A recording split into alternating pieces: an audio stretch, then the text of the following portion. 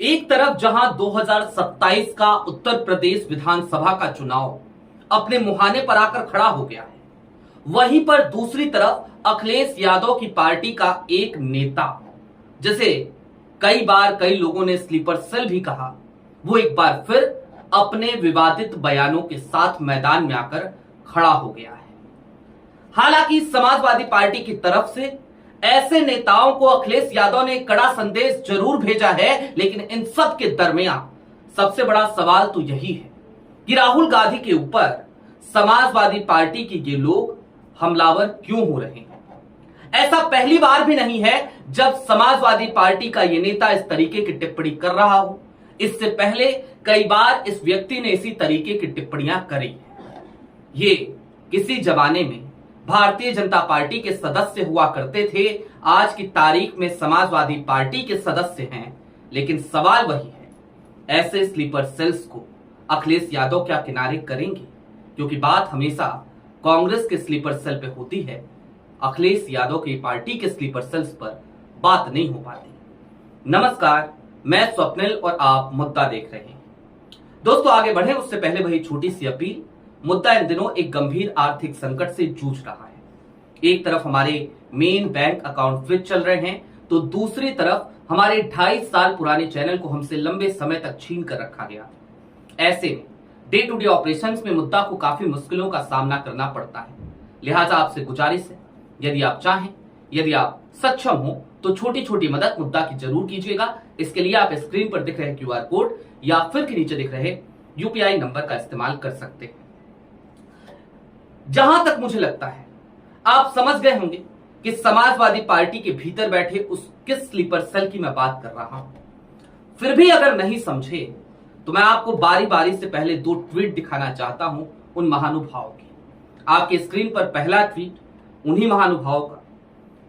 ये सज्जन राहुल गांधी को ट्रोल करते हुए कल की तारीख में एक ट्वीट करते हैं। इन सज्जन का नाम है IP सिंह। ये लिखते हैं, आदरणीय राहुल जी एवं समस्त गांधी परिवार, 2024 में जनता ने इंडिया गठबंधन को विपक्ष में मजबूती से बैठकर संविधान की रक्षा और वंचितों के हक के लिए लड़ने का आदेश दिया। नेता प्रतिपक्ष के रूप में जब आपको चुना गया तो हमें आशा थी कि आप अपनी जिम्मेदारी को समझेंगे, पर अत्यंत पीड़ा के साथ कह रहा हूं कि आप LOP ना होकर किसी सोशल मीडिया इन्फ्लुएंसर की तरह अलग अलग रील बनाने में व्यस्त हैं। आपके विदेशी दौरे और छुट्टियों का आलम यह है कि चुनाव की तारीखों को भी आप नहीं देखते। खैर, यह आपका निजी जीवन है और हमें उसमें कोई आपत्ति नहीं है, लेकिन विपक्ष के नेता के तौर पर आपका यह रवैया जनादेश के साथ छल है। मैं इंडिया गठबंधन के समस्त वरिष्ठ नेताओं से यह निवेदन करता हूं कि राहुल गांधी जी को उनकी जिम्मेदारी से मुक्त कर उन्हें अपने निजी जीवन में आनंद लेने की छुट्टी दे।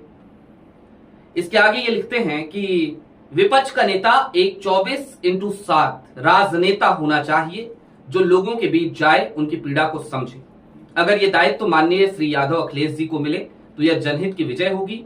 एक ऐसे व्यक्तित्व जिनके संघर्ष ने उत्तर प्रदेश में भाजपा का रथ यूपी में रोक दिया था। ये मेरी निजी राय है, इसे पार्टी से जोड़कर ना देखा जाए, विपक्ष को एक जिंदा आवाज मिले, यही मेरी विनती है। विनती कर रहे थे। लेकिन अब जरा देखिए फैक्ट्स जो है वो कैसे ये लोग नजरअंदाज करते हैं। और सिर्फ ऐसा नहीं है कि IP सिंह इतने बेवकूफ इंसान हैं, ऐसा नहीं है कि IP सिंह का अपना IQ लेवल नहीं है। उनको पता है कि नेता प्रतिपक्ष बनने के लिए भाई 10% सीटें चाहिए, और वो सीटें कांग्रेस के पास ही हैं, किसी और दल के पास तो है नहीं। तो ऐसे में कौन बन सकता है नेता प्रतिपक्ष? जाहिर सी बात है, राहुल गांधी या कांग्रेस का कोई और नेता। लेकिन ये अखिलेश यादव को बनाने की बात कर रहे हैं। तो क्या कुल मिलाकर ये कहना चाहते थे कि भाई एक काम कीजिए, अखिलेश यादव जी को कांग्रेस ज्वाइन करा दीजिए या समाजवादी पार्टी का विलय करा दीजिए कांग्रेस में, और फिर अखिलेश यादव को नेता प्रतिपक्ष बना दीजिए। मैं तो कांग्रेस की तरफ से ये कहना चाहता हूं, आज कांग्रेस के तमाम प्रवक्ताओं को ये कहना चाहता हूं कि भाई ऑफर दो IP सिंह को कि समाजवादी पार्टी का विलय करा दे कांग्रेस में। खैर, ये IP सिंह जैसे लोगों के बोलने से कुछ नहीं होगा। IP सिंह जैसे नेता अक्सर बोलते रहते हैं, इनका काम ही है बोलना, इनका काम ही है विवाद पैदा करना, इनका काम ही है विपक्ष की जो एकता हो ना, उस एकता को कैसे खंडित किया जाए, क्यों करते हैं, किसके इशारे पे करते हैं, यहां तक मुझे नहीं लगता कि मुझे आपको समझाने की थोड़ी सी भी जरूरत है। लेकिन हां, अब ये इस तरीके की हरकतें कोई पहली बार इन्होंने नहीं करी। समाजवादी पार्टी ने हालांकि इनको लेकर के एक निश्चित तौर पर एक बड़ा आदेश उसको कह लीजिए या जो भी कह लीजिए, वो समाजवादी पार्टी ने अपनी तरफ से दे दिया है। लेकिन आपके स्क्रीन पर एक खबर है। ये खबर आपको क्या बताती है? ये सज्जन पहले भी इस तरीके की विवादित टिप्पणी कर चुके हैं और फिर अखिलेश यादव के कहने पर उनको ये टिप्पणी हटानी पड़ी थी। ये सपा के प्रवक्ता भी थे, उस पद से इनको मुक्त कर दिया गया था। पहले भी ये काम कर चुके हैं, उसके बाद आज फिर उन्होंने यही काम किया। अब दोस्तों यहां पर थोड़ी देर के लिए और ठहरिए। समाजवादी पार्टी ने क्या कहा है आपकी स्क्रीन पर अब जरा वो ट्वीट है समाजवादी पार्टी की मीडिया सेल का ट्वीट, कल की तारीख का। सपा की तरफ से लिखा गया, सभी राजनीतिक दलों के नेता और प्रवक्ता सीट शेयरिंग पर बयानबाजी से बचें। 2027 का चुनाव महासंग्राम की तरह है। इस चुनाव में कांग्रेस और समाजवादी पार्टी की आपसी सीट शेयरिंग दोनों दलों के शीर्ष नेतृत्व और राष्ट्रीय अध्यक्ष मिलकर तय करेंगे। दोनों दलों के नेताओं से निवेदन है कि वो कोई भी बयानबाजी ना करें। मीडिया से भी विनम्र निवेदन है कि उनकी साख खतरे में है, अतः सनसनीखेज खबरें बनाने और चलाने से बचें। गठबंधन में क्या होगा और क्या नहीं, इस कयासबाजी से बचें। दोनों दलों के बीच गठबंधन में सीट शेयरिंग और चुनावी रणनीति दोनों दलों के शीर्ष नेतृत्व तय करेंगे। भाजपा के इशारे पर मीडिया के बंधु गठबंधन तोड़ने का प्रयास ना करें, क्योंकि इंडिया गठबंधन अडिग है और भाजपा को हराने के लिए प्रतिबद्ध है। और निश्चित ही हम 2027 में भाजपा को यूपी से हराएंगे और इंडिया गठबंधन को जिताएंगे, क्योंकि 2024 में यूपी की जनता ने भाजपा को बुरी तरह से यूपी में पछाड़ा है और हराया है। अतः भाजपा हैरान परेशान है और भाजपा मीडिया के माध्यम से साजिशें रच रही है। मीडिया भी ध्यान रखे कि जब भाजपाई मीडिया पर अत्याचार करते हैं तो यही विपक्ष यानी समाजवादी पार्टी ही मीडिया की मदद करती है, आवाज उठाती है। अतः लोकतंत्र की स्थापना और भाजपा की पिटाई से बचने के लिए मीडिया को भी रोटी उलटने पलटने में मदद करनी चाहिए और लोकतंत्र का बैलेंस बनाए रखना चाहिए। मैं समाजवादी पार्टी की इस टिप्पणी के साथ हूं। निश्चित तौर पर सबको होना चाहिए जो कोई भी लोकतंत्र में भरोसा रखता है। और समाजवादी पार्टी ऐसा नहीं है कि कांग्रेस की ही मजबूरी है उत्तर प्रदेश में, बिल्कुल नहीं है। बहुत लोगों को यह बड़ी गलतफहमी है और ऐसे लोगों की गलतफहमी का ही फायदा आईपी सिंह जैसे लोग उठाते हैं। लोगों को गलतफहमी क्या है कि कांग्रेस का कोई नाम लेवा उत्तर प्रदेश में नहीं है। लोगों को गलतफहमी क्या है कि कांग्रेस अपने बस पर उत्तर प्रदेश में कुछ भी नहीं कर पाएगी। ठीक बात है, चलिए मान लेते हैं नहीं कर पाएगी, लेकिन कम से कम उसका जो अपना कार्डर है, अपने कार्यकर्ता है, उनके अंदर एक ऊर्जा का संचार तो होगा अगर वो सही तरीके से चुनाव लड़ेगी।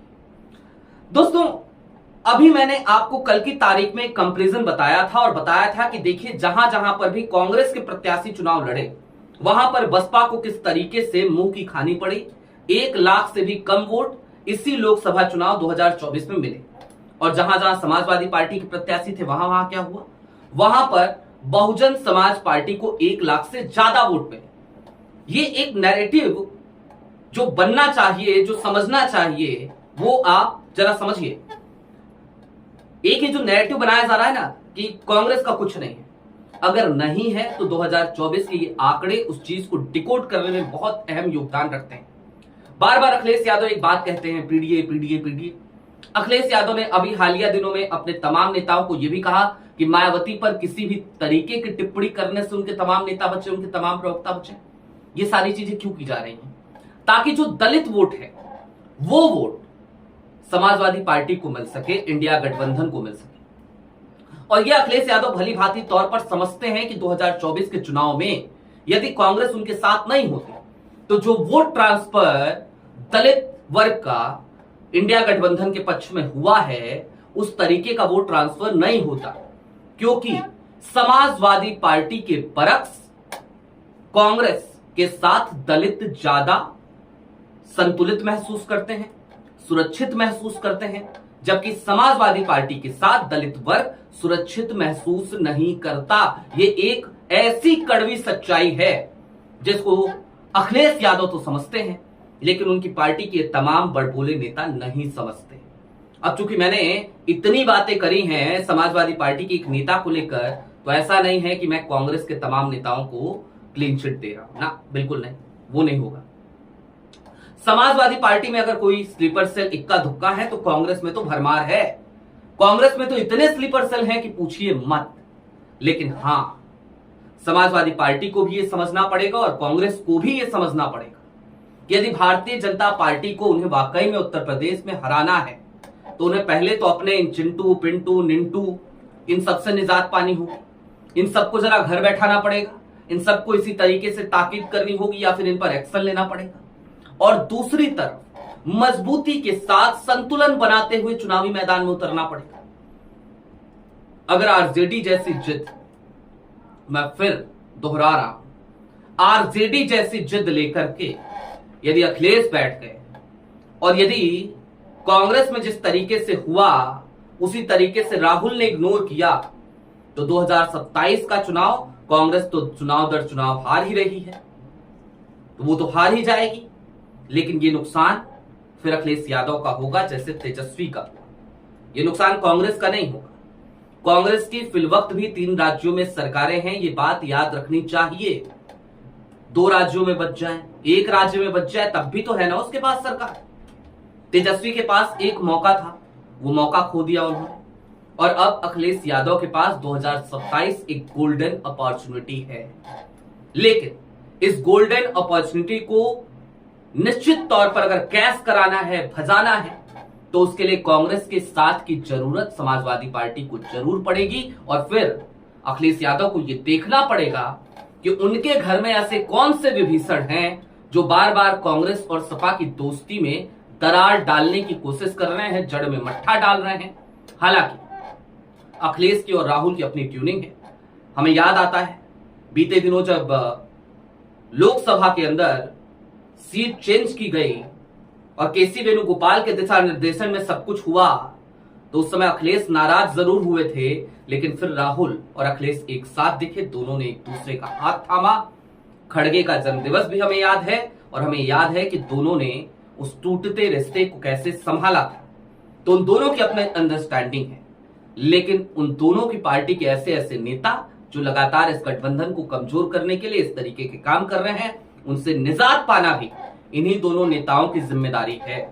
राहुल गांधी की तो बड़ी मजबूरियां हैं, उनके आसपास तो बहुत सारे ऐसे लोग हैं, लेकिन अखिलेश यादव के पास कम से कम बहुत छोटी संख्या है ऐसे स्लीपर सेल्स की। अखिलेश उनसे जल्दी निजात पा सकते हैं, ये भी एक सच्चाई है।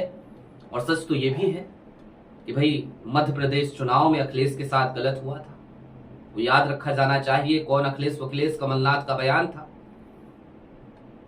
हालांकि अखिलेश मैच्योर है, समझ रहे हैं। बाकी आपकी क्या राय है हमें कमेंट बॉक्स में जरूर बताइएगा। अभी के लिए दीजिए इजाजत, चलते चलते फिर वही अपील, चैनल पे नए हो तो सब्सक्राइब करते हुए जाइएगा, सक्षम हो तो छोटी छोटी मदद मुद्दा की जरूर कीजिएगा। बहुत शुक्रिया।